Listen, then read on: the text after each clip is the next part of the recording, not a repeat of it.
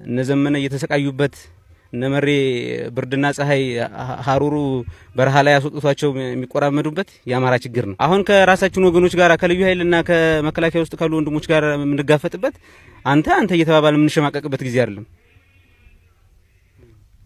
እንደ ጥቁር ሲያጠቁን እንደ ጥቁር እንመክታለን፣ እንደ ኢትዮጵያ ሲያጠቁን እንደ ኢትዮጵያ እንመክታለን። ጥላቶቻችን እንደ አማራ ነው እያጠቁ ያሉ፣ እንደ አማራ እንመልስላቸው።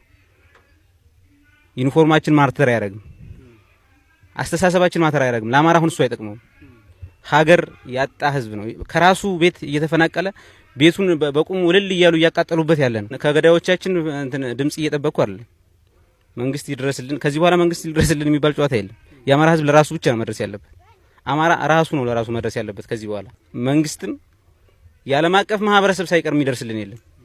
መጀመሪያ ራሱን አደረጀ ክንድ ይኑር። መጀመሪያ የምትፈራው የምትደራጀው ወይም ደግሞ ሀገርን የምታድነው ወገናችንን የምናድነው በክንዳችን ብቻ ነው። ምሁራኑ ሀሳብ አዋልደው ማምጣት አለባቸው። አማራን ባላገር ማድረግ አለባቸው። የእያንዳንዱ የአማራ አደረጃጀቶች ከዚህ በኋላ ጥላቶቻችንን መመከት ብቻ ነው ያለባቸው። ሌላ የውስጥ አጀንዳችንን የውስጥ ጋፓችን ወደ እንትናችን ወደ ጠረጴዛችን መልሰን በኋላ እንከራከርባቸዋለን። ጎጠኝነታችንን በኋላ እናስኬደዋለን። ችግር የለውም። ጎጥ ይዞ የተወለደ የለም። ኦልሞስት አማራነታችንን ይዘን የተወለድን። ሆኖም ግን እዛ ውስጥ የሚንቦጫረቁ ብዙ ወንድሞች አሉ። አሁን የጥቅምና የእንትን ጉዳይ አይደለም። የአማራ ህዝብ መደራጀት አለበት፣ መሰልጠን አለበት፣ መደማመጥ አለበት። ሞታችን እንኳን እኩል ማልቀስ አለበት። እኩል ማልቀስ እንኳን አይደለም እኩል መደራጀት አለብን። ከዚህ በኋላ የሚያድነን ክንዳችን ነው። ሀገራችን እየተመራች ያለችው በኦነግ አመለካከት ባላቸው ብቻም ሳይሆን ራሳቸውን ኦነግን ሲያደራጁ በነበሩ ሰዎች ነው። ይሄ ምንም መሽኮርመም የሚጠበቅብን እሳት ታቅፈን እሳት ውስጥ የኖርን ማን ተነፍሰው እንትን አይደለም።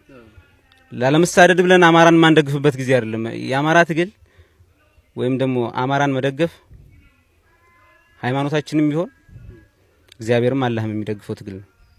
ለተጎዳ መታገል፣ ሰቆቃ ውስጥ እሳት ውስጥ ላለ መታገል የጽድቅ ስራ ነው። የሚገልጸው እንደዛ ነው ትግሉን